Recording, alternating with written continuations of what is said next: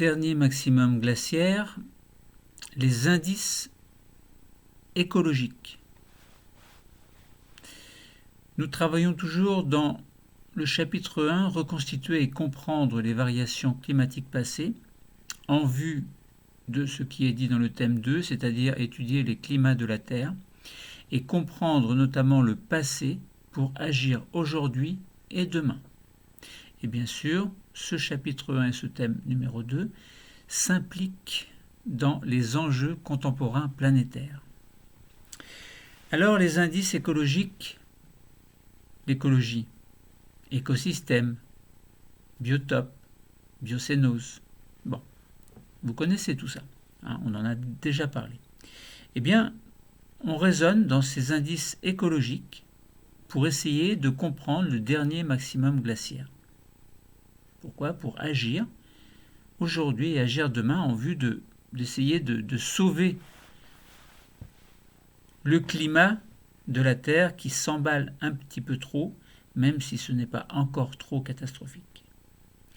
À l'échelle du Quaternaire, les données préhistoriques, géologiques et paléoécologiques attestent l'existence sur la période s'étendant entre moins 120 000 ans et moins 11 000 ans d'une glaciation, c'est-à-dire d'une période de temps où la baisse planétaire des températures conduit à une vaste extension des calottes glaciaires. Nous allons essayer de rassembler et de confronter une diversité d'indices sur le dernier maximum glaciaire et sur le réchauffement de l'Holocène, mégafaune, des peintures rupestres, construction et utilisation de diagrammes polyniques.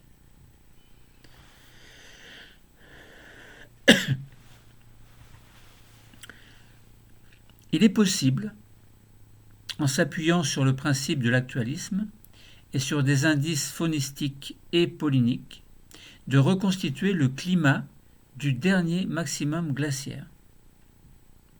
Alors, principe de l'actualisme, nous en avons déjà parlé, lorsque l'on avait essayé de trouver les indices géologiques du dernier maximum glaciaire, notamment au niveau des glaciers. On avait parlé des glaciers. Bon, le principe de l'actualisme, ça veut dire que quelque chose se passe maintenant dans un contexte précis. Si on se resitue dans le passé et que l'on a un contexte précis, on déduit qu'il y avait ce quelque chose que l'on avait au départ.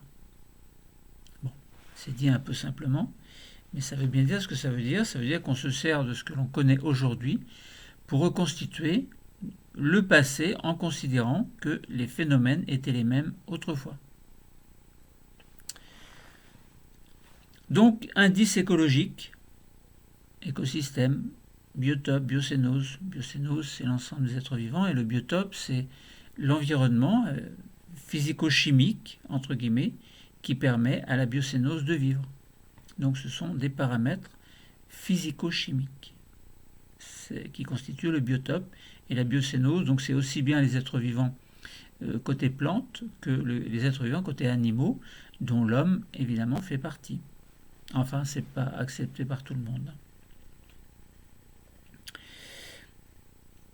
Bon. Le climat local caractérise certains écosystèmes.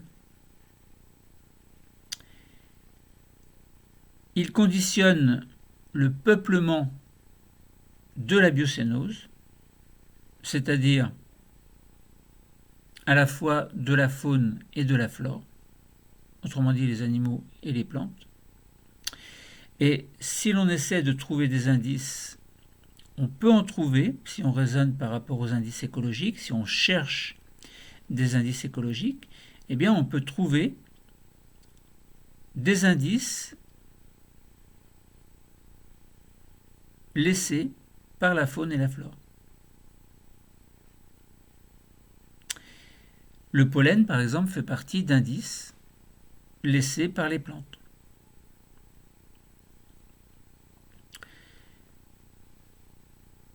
Lorsqu'il y a eu des peintures rupestres que l'on trouve par exemple dans la grotte Chauvet, ou à Lascaux, ou ailleurs. Eh bien, ces représentations graphiques sur les murs des grottes montrent une faune qui était sans doute la faune correspondant à l'instant où l'artiste a conçu, a fabriqué, pas fabriqué, mais a dessiné cette faune. Donc ça veut dire que à l'époque, on peut considérer qu'il y avait ces êtres vivants-là, par exemple ces bisons, les mammouths, etc. Les lions des cavernes, hyènes des cavernes. Bon. Donc ça veut dire que la faune et la flore ont laissé des indices que l'on peut interpréter grâce au principe de l'actualisme comme étant une réalité à l'époque, puisque la même réalité... Alors maintenant évidemment si on parle aujourd'hui de lions des cavernes, il n'y a plus les lions des cavernes aujourd'hui. Ça veut dire que des espèces ont disparu en fait. Mais bon, il y a des corrélations entre ce que l'on considère être comme être dans le passé et aujourd'hui, autour d'aujourd'hui. Donc quels sont ces indices écologiques qui ont été laissés qui permettent d'étudier le maximum glaciaire?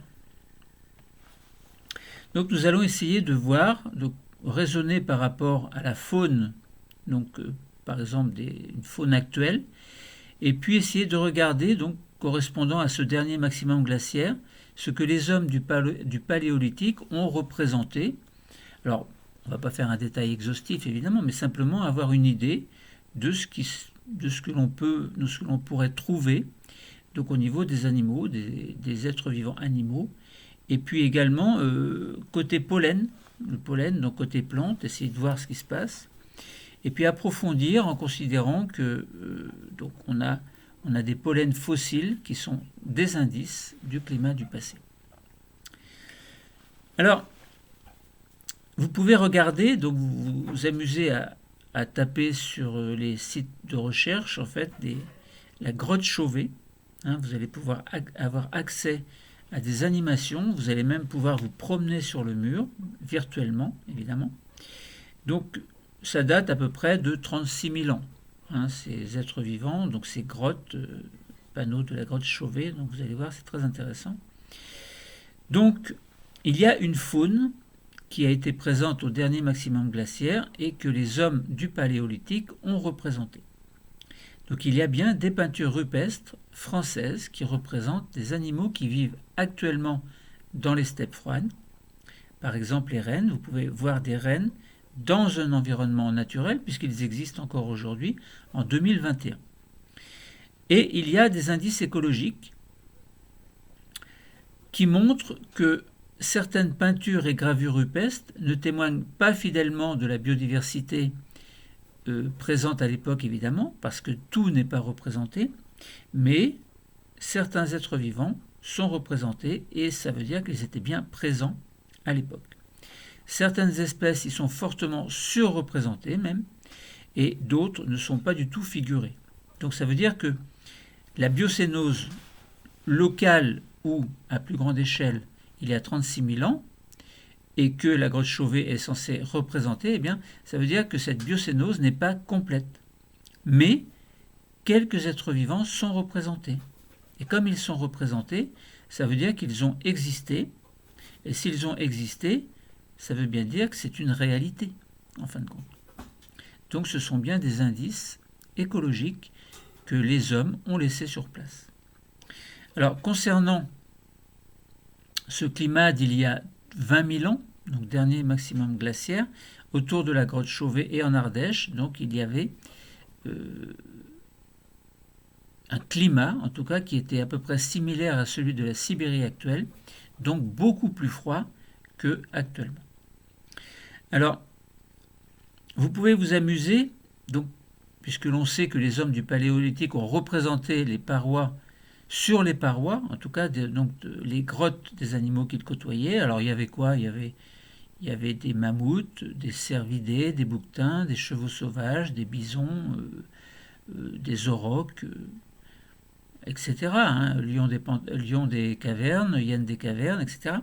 Et certains de ces animaux ont disparu, mais d'autres existent encore, comme je vous ai dit toujours. Donc dans les grottes du sud de la France, on retrouve bien des peintures de mammifères adaptées à un climat froid et sec et comparables au climat actuel de la Sibérie, si on prend l'exemple des rennes actuelles dans leur environnement naturel. Ils vivent dans un milieu froid et sec. Alors, comme activité pratique, vous pouvez vous amuser à aller sur des sites internet consacrés aux grands sites archéologiques. Vous allez sur le site du ministère de la Culture, donc vous allez trouver un site intéressant, et vous allez pouvoir faire des visites virtuelles de certaines grottes qui datent du Paléolithique. Donc vous allez vous rendre compte par vous-même de la faune de l'époque et de cette beauté représentée sur les parois des grottes, et que donc des artistes ont peint, alors peint c'est un grand mot, mais ont représenté en tout cas grâce à différentes techniques. Donc vous pouvez vous recenser sur plusieurs sites les types d'animaux qui sont représentés, ainsi que l'âge des peintures ou des gravures, puisqu'il y a des méthodes de datation qui permettent de dire c'est à cette époque-là à peu près que les fresques ont été reproduites, ou pas reproduites, mais ont été dessinées. Vous pouvez rechercher concernant les animaux qui existent encore, dans quel type d'écosystème ils vivent et à quel climat cela correspond, et donc vous appliquez le principe de l'actualisme pour dire si je vois des rennes aujourd'hui dans tel ou tel environnement, et si je vois des rennes dessinées sur un panneau, je déduis que, en utilisant le principe de l'actualisme, que les rennes du panneau vivaient à l'époque dans le même contexte que les rennes actuelles. Donc vous avez compris, concernant ces indices côté plutôt biocénose. Alors en prenant un exemple, mais il y a bien entendu beaucoup d'autres exemples possibles. Voilà. Maintenant, penchons-nous, alors nous avons vu donc du côté animal, maintenant penchons-nous du côté flore, du côté végétal. Donc il y a certaines méthodes que l'on appelle des méthodes de la palynologie, donc qui étudient les pollens. Simplement, l'observation de pollens fossiles nous permet d'apporter des informations quant à l'arbre qui a libéré ces pollens. Bon. Si vous prenez aujourd'hui un peuplier qui libère ses pollens, vous savez que si vous observez le pollen au microscope, vous allez voir qu'il a telle ou telle forme, telle caractéristique.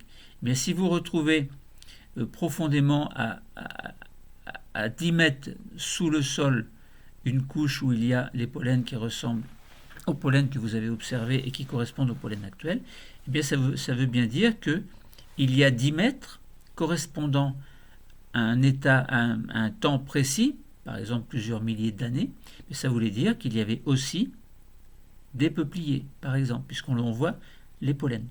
Bon, vous avez compris, on peut faire ça pour n'importe quel arbre.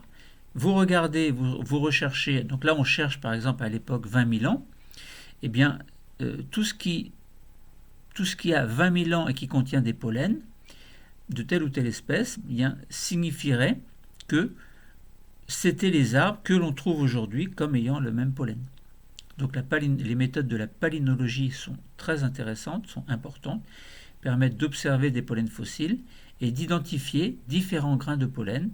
Et ces caractéristiques donc, qui rendent les pollens intéressants pour l'étude d'un climat local correspondent bien à leur capacité à très bien se conserver, donc on parle de fossilisation, et la diversité de leurs formes et ornementation les rendent typiques d'une espèce donnée. Ça veut dire que le pollen de telle espèce d'arbre n'est pas le même que le pollen d'une autre espèce. Si vous prenez un charme, par exemple, il aura ces caractéristiques de pollen. Si vous prenez un frêne ou un hêtre, il y aura autant de caractéristiques de pollen. Donc, pollen caractéristique de l'espèce considérée. Alors, donc si vous regardez des pollens fossiles au microscope optique dans un extrait de tourbe, vous pouvez en tirer certaines informations. Déjà, vous voyez les grains de pollen en eux-mêmes. Bon.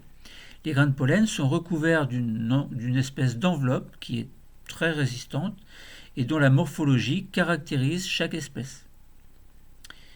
Donc, Ensuite, ces pollens, évidemment, sont disséminés par le vent, par la pluie, par divers facteurs ou paramètres de l'environnement, et ils peuvent se retrouver piégés dans des sédiments au niveau de lacs, par exemple, ou dans des tourbières.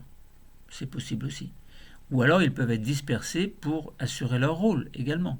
Mais certains se perdent dans différents endroits. Et aujourd'hui, on peut retrouver ces pollens fossilisés en prélevant tout simplement des échantillons de sédiments ou de tourbes ou de tout ce que l'on veut, au niveau lacustre également, donc les couches sous les lacs. Donc ces matériaux s'accumulent à certains endroits depuis des dizaines de milliers d'années, voire beaucoup plus longtemps. Donc, et ces pollens sont toujours capables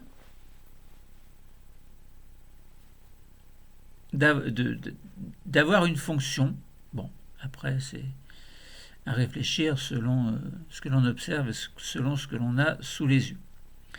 Comme activité pratique, vous pouvez vous amuser à extraire des grains de pollen conservés dans des tourbières ou dans de la tourbe, dans des fragments lacustres, donc de sédiments lacustres. Vous pouvez les trier et puis vous pouvez colorer les pollens de l'extrait en y ajoutant quelques gouttes, par exemple, d'un colorant. Alors, il y a plusieurs types de colorants. Par exemple, moi, je vous propose la fuchsine, qui est un colorant rose. Donc, vous allez observer au microscope, tout ce qui est rose sera grain de pollen. Et vous pouvez observer une goutte de l'extrait au microscope optique, repérer les pollens fossiles, évidemment, et déterminer les espèces auxquelles appartiennent ces grains de pollen que vous avez repérés, en utilisant une clé d'identification, par exemple celle du logiciel Paléobiome numéro 2. Donc voilà, nous avons vu pour les animaux des indices relatifs au monde animal, des indices relatifs au monde des plantes.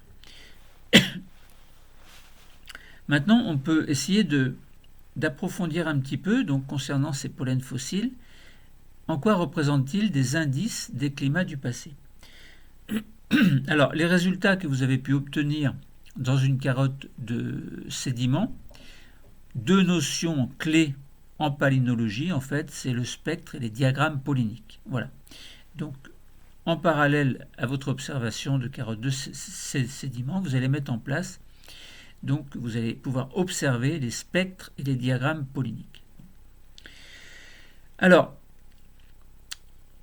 l'évolution du climat au niveau de différents lacs peut être étudiée ou ailleurs. Bon, par exemple, le lac Dam-Soldingen, sur le diagramme pollinique, vous allez pouvoir, sur Internet, donc, avoir les informations correspondant aux associations végétales typiques de certains biomes, d'une part, et d'autre part, vous allez pouvoir avoir accès au spectre pollinique établi pour deux méthodes différentes dans les sédiments du lac Dam-Soldingen.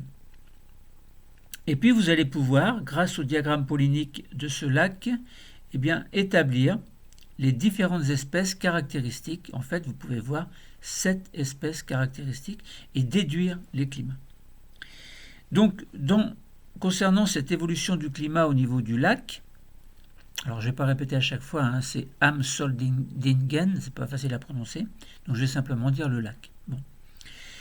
Donc je disais que l'évolution du climat au niveau du lac peut être représentée au niveau d'un diagramme pollinique dans lequel on observe alors de 20 500 ans BP, donc before present, à 12 500 ans before present, bon je ne vais pas le répéter à chaque fois, les pollens qui prédominent sont Artemisia, c'est l'armoise, et Poacea, c'est-à-dire les graminées. Eh bien, cette association végétale est caractéristique des steppes froides et tempérées, comme vous pouvez le voir sur le diagramme des associations végétales typiques des différents biomes que vous avez pu mettre en avant et dont je vais vous parler maintenant. Donc il y a le froid, le chaud, le sec et l'humide. Alors ces biomes sont répartis selon les paramètres qui règnent dans tel ou tel endroit. Si par exemple vous avez un climat qui est chaud, et si vous avez un climat humide, eh bien vous êtes dans une forêt tempérée chaude. Et dans ces forêts tempérées chaudes, vous allez pouvoir trouver Quercus suber. C'est une plante.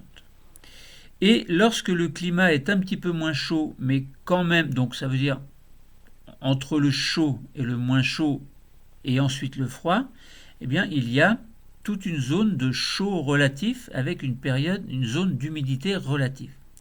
Bon, donc ça veut dire que un peu moins chaud, mais quand même humide et moins humide, vous allez avoir les forêts tempérées dans lesquelles vous pouvez trouver dans l'ordre donc Castanea, puis Quercus robur, puis Fagus corylus.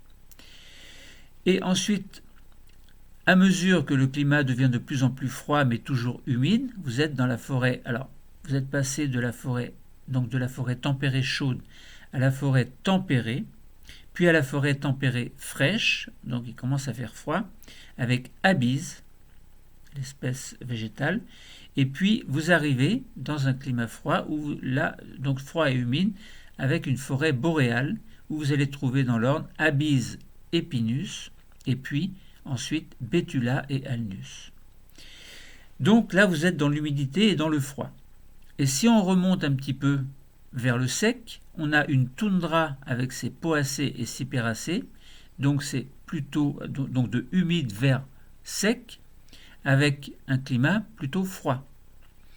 Et si vous allez vers le moins froid, donc le plus chaud, mais toujours de l'humide, enfin, pas humide, mais plutôt sec, eh bien, vous allez avoir des steppes froides et tempérées avec Artemisia et Poacea, dont nous avons parlé tout à l'heure. Et je vais vous réexpliquer le texte après. Et ensuite, si vous allez vers le chaud et le sec, eh bien, vous avez des steppes chaudes avec Fabacées et Acacia. Et puis, si vous avez du sec, et puis que ce soit froid ou chaud, donc vous avez du très sec en fait, vous avez des déserts et semi-déserts avec l'espèce Ephedra. Donc vous voyez que vous avez des associations végétales typiques de différents biomes que l'on peut repérer grâce au pollen. Parce que si on dit que dans les steppes froides et tempérées, il y avait Artemisia et Poacea, c'est parce que l'on a retrouvé les pollens de ces plantes-là, en majorité, et qu'il n'y avait pas les autres. Donc ça veut dire que si vous vous servez également du diagramme pollinique du lac établi pour les 7 espèces caractéristiques, eh bien ça veut dire que vous allez trouver des espèces qui seront Fagus, Betula, Pinus, Poacea, Artemisia, Quercus, Robur et Abies, à mesure que vous approchez en fait de la période actuelle pour aller vers des périodes qui sont beaucoup plus anciennes. Donc ça veut dire que si je reprends, maintenant que vous avez compris les associations végétales typiques des différents biomes et puis les spectres polliniques, alors spectre pollinique, je ne vous en ai pas trop parlé, mais je peux vous en parler maintenant parce que j'ai oublié. Donc vous avez des spectres polliniques, en fait, donc ça veut dire c'est comme un fromage avec différents quartiers et on vous donne les pourcentages des différents pollens que vous avez trouvés. Donc ils sont représentatifs des différents arbres que vous allez trouver puisque vous trouvez ces pollens et que le principe de l'actualisme vous dit que si je trouve ce pollen-là, c'est que ça correspondait à cet arbre-là. Donc on avait par exemple à 3,20 m de profondeur qui correspondait à 1438 années, eh bien vous aviez 33% Alnus, il y avait 28%, alors 22% plutôt Fagus. Donc si vous regardez Alnus, Fagus, vous allez, enfin dans les associations végétales typiques des différents biomes, Alnus, pardon. Alnus, vous le trouvez dans quoi? Eh bien, dans forêt boréale, donc climat froid et humide. Et Alnus, si je regarde, est-ce que je le trouve ailleurs? Je ne le trouve pas ailleurs. Bon, du moins dans le diagramme, dans les différents biomes avec les grains de pollen associés devant moi. Si on regarde ensuite, on a autre pollen, bon, quantité assez importante qui n'ont pas été déterminées. Et puis si on regarde 9% de Corylus, alors si on cherche Corylus, on a dans les forêts tempérées. Donc ça veut dire qu'on avait Alnus, forêt boréale, on avait Corylus, forêt tempérée, et on avait Fagus, forêt tempérée. Donc ça veut dire que, mis à part Alnus que l'on avait trouvé dans les forêts boréales, on trouve dans ces pollens à 3,20 m et correspondant à 1438 années, en fait, on trouve Fagus et Corylus. Ça veut dire qu'on était dans une forêt tempérée. Tempérée, donc ça veut dire entre chaud et froid, plutôt chaud que froid, et entre sec et humide, mais plutôt humide que trop sec. Bon, donc voilà. C'est un exemple que l'on peut. Donc, spectre pollinique nous donne des informations intéressantes. Et si l'on se situe maintenant dans le spectre pollinique au niveau de ce lac, mais correspondant à 10,75 m de profondeur, soit 13 600 années, donc il y a 13 600 années, qu'est-ce que l'on trouve? Eh bien, on trouve 27% de poacées. Et si je regarde dans les associations végétales typiques des différents biomes, donc je cherche poacées, eh bien je trouve ça dans les steppes froides et tempérées. Et non plus dans les forêts tempérées comme précédemment. Donc ça veut dire que on avait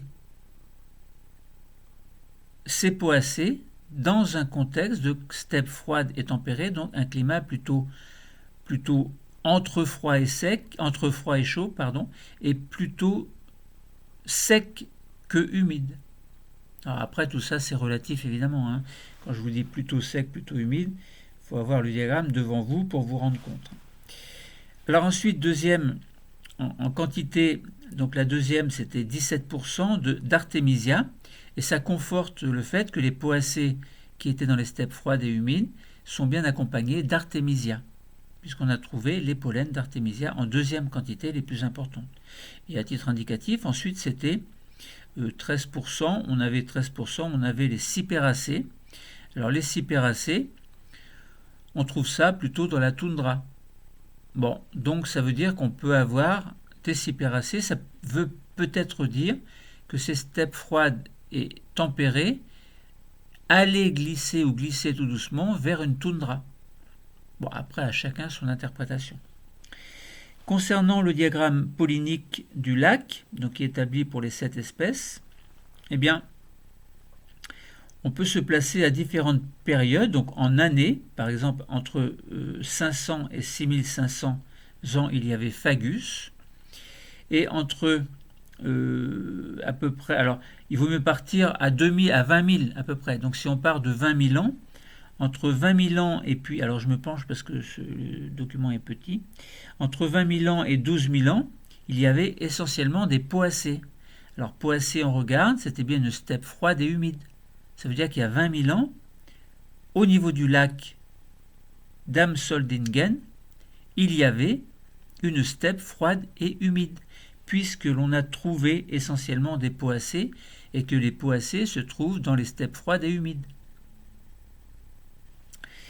Et puis, conforté, donc conforte entre 20 000 et 12 500 à peu près, on a également Artemisia. Donc ça veut dire qu'on a Artemisia et poacées. On était bien dans un contexte de steppe froide et tempérée il y a entre 20 000 ans et 12 500 ans. Et puis ensuite, se sont mis à pousser les Pinus entre 12 500 et puis on va dire 8 000 ans à peu près, donc Pinus. Et si on regarde Pinus, c'est où? Eh bien, on trouve ça dans la forêt boréale. Donc ça veut dire qu'on glissait tout doucement, on est passé d'une steppe froide et tempérée à une forêt qui était plutôt une forêt boréale, confortée par Bétula, en fait, que l'on trouvait. Bétula, eh bien, on trouve bien ça également dans les forêts boréales. Donc ça veut dire que on avait glissé vers un climat qui était plus, enfin, de steppe froide, évidemment, froide et tempérée, c'était moins froid et moins humide, donc plus sec que les forêts boréales. Donc ça veut dire qu'on a glissé tout doucement au niveau du lac, on a glissé vers ces biomes, en tout cas. Donc de steppe froide et tempérée à forêt boréale. Et puis ensuite, si on vient vers maintenant, en fait, entre, on va dire, 10 500 et 500, et avec Quercus robur. Quercus robur, c'est forêt tempérée, confortée par Abyse. Et Abyse, en fait, Abyse, c'était plutôt forêt boréale. Donc ça veut dire qu'on glissait peut-être d'une forêt boréale vers une forêt tempérée. On peut l'imaginer en tout cas. Mais on avait également Fagus, et là, on est bien dans la forêt tempérée. Donc vous voyez qu'à partir du diagramme pollinique, à partir des spectres polliniques et à partir des biomes, on peut raisonner, lorsque l'on a fait des prélèvements de pollen, pour dire, eh bien, l'évolution du climat depuis 20 000 ans jusqu'à maintenant, on était bien dans un climat de steppe froide et tempérée, donc très très froide et tempérée, donc climat glaciaire en fait. Et puis, on a glissé tout doucement vers forêt boréale tempérée, puis forêt tempérée, alors fraîche, forêt tempérée fraîche, vers forêt tempérée plutôt chaude en fait. Bon.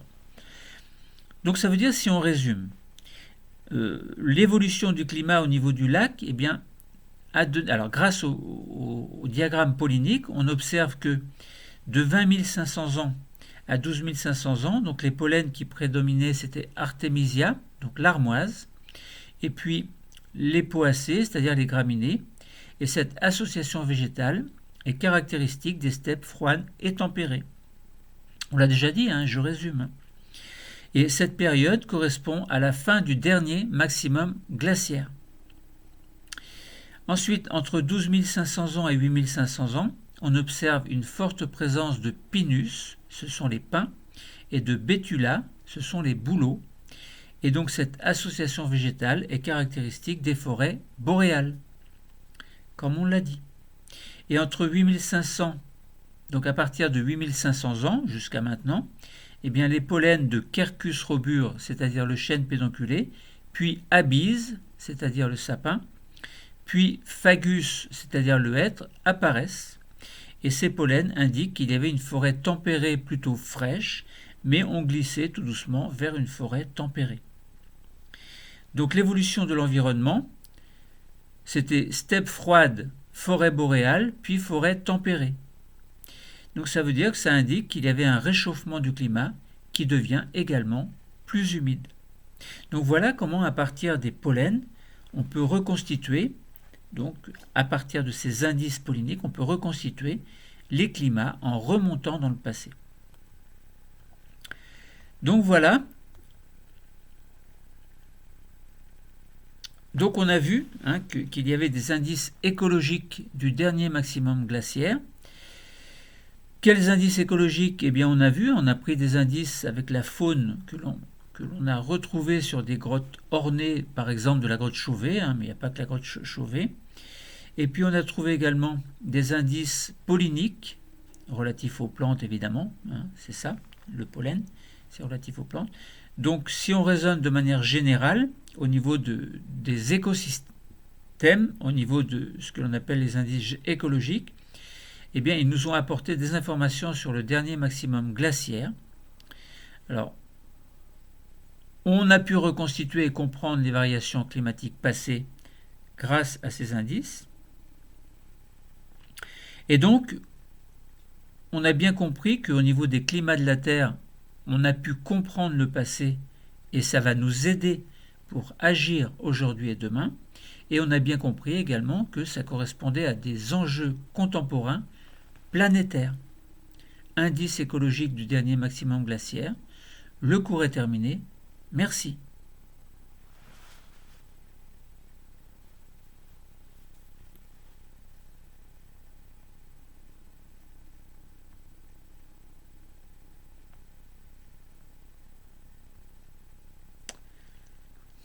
À bientôt.